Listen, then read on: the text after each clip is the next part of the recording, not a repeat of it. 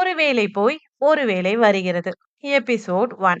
40 வயதில் எவன் ஒருவன் முட்டாளாக இருக்கிறானோ அவன் ஆயுள் முழுவதும் முட்டாளாகவே இருப்பான் அப்படின்னு யாரோ சொல்லி வச்சாங்க. சாம்புவுக்கு இப்ப வயசு 40. அவனை பார்த்த மாத்திரத்தில் எல்லாரும் முட்டாள்னு சொல்லிடுவாங்க. வழக்கமா அவன் ஆபீஸ் மேனேஜர் மகரபூசண ராவ் சாம்புவை கூப்பிடுறதுன்னா அந்த முட்டாள வர சொல்லு அப்படின்னு தான் ஆபீஸ் பையன்ட்ட சொல்லுவாரு.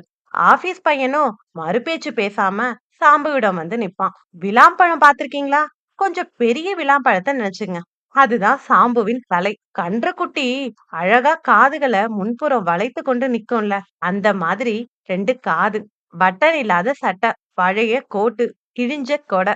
இதுதான் சாம்புவோட அடையாளம். ஸ்ரீ திரிபுராந்தா பேங்க்ல கணக்கு வச்சிருக்கிற எல்லாருக்கும் சாம்புவ நல்லா தெரியும். கவுண்டர்ல அவங்க நிக்கும் போது உள்ள மூலையில மேஜையில பரபரப்பா எழுதுறதும், திடீர்னு நின்னு யோசிக்கிறதும், மறுபடியும் எழுதுறதும், இந்த மாதிரி சாம்பு 17 வருஷ காலம் வேலை பார்த்துட்டு இருக்கான். இந்த 17 வருஷத்துல அந்த பேங்க்ல எவ்வளவோ மாற்றம் ஏற்பட்டுட்டு பேங்க் முதலாளி லட்சாதிபதி ஆயிட்டார்.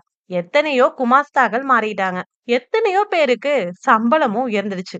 பேங்கோட கட்டிடமும் மாறிடுச்சு.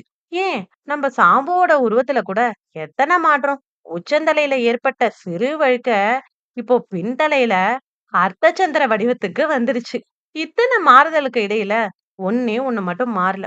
அது நம்ம சாம்புவோட வரும்படிதான். 17 வருஷமா 43 ரூபாய் தான் சம்பளம் வாங்கிட்டு இருக்கான். சாம்பு எழுதுவதை நிறுத்திட்டு யோசிச்சான். இது என்ன எழுத்து, இது என்ன பொழைப்போ என்று வாய் விட்டு புலம்பினான். தலையில கைய வச்சு மறுபடியும் எழுத ஆரம்பிச்சான். மேனேஜர் அறையிலிருந்து மணி அடிக்கிற சத்தம். டேய், அந்த முட்டாள இங்க வர சொல்லு என்ற குரலும் கணீர்னு கேட்டுச்சு.